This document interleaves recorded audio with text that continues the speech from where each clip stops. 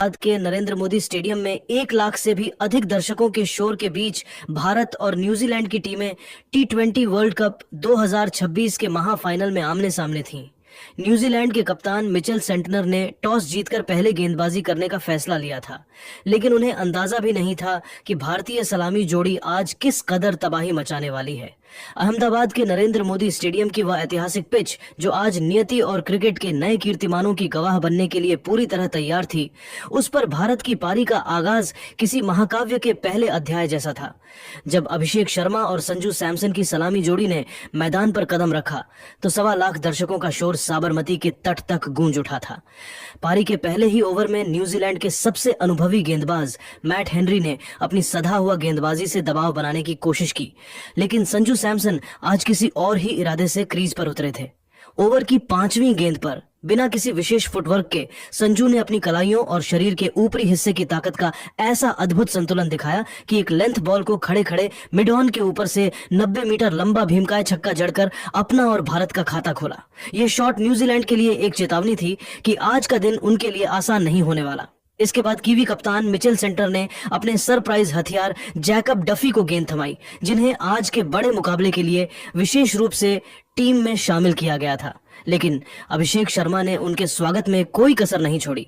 Duffy के पहले ही over की शुरुआती गेंदों पर अभिषेक ने 2 कड़क और कलात्मक चौके जड़कर न्यूजीलैंड की रणनीति की धज्जियां उड़ा दी।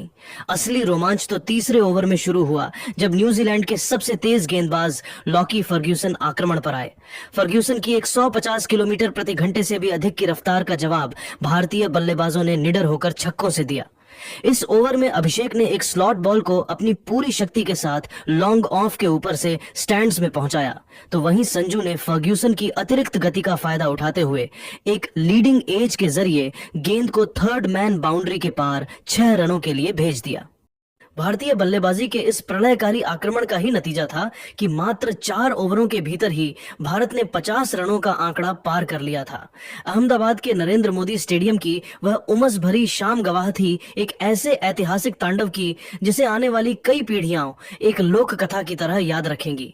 पावर प्ले के अंतिम 2 ओवरों में तो अभिषेक शर्मा ने अपनी बल्लेबाजी का वह रौद्र, विनाशकारी और प्रलयकारी रूप दिखाया, जिसने न्यूजीलैंड के पूरे खेमे में एक भयावह सन्नाटा फैला दिया था।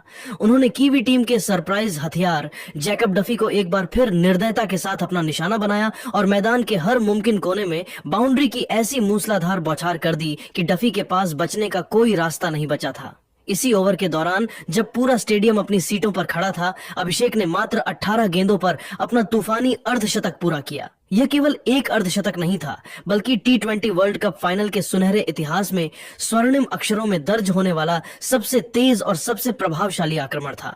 अभिषेक शर्मा ने डफी की गेंदों पर छक्कों और चौकों की जो निर्दयी बारिश शुरू की, उसने न्यूजीलैंड के उस विश्व स्तरीय और सधे हुए गेंदबाजी आक्रमण को किसी साधारण स्थानीय क्लब टीम की तरह असहाय बना दिया।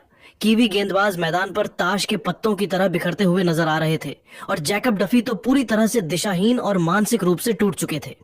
न्यूजीलैंड के कप्तान मिचेल सेंटनर के पास अभिषेक की इस प्रचंड आक्रामकता का कोई तोड़, कोई जवाब या कोई रणनीति शेष नहीं बची थी।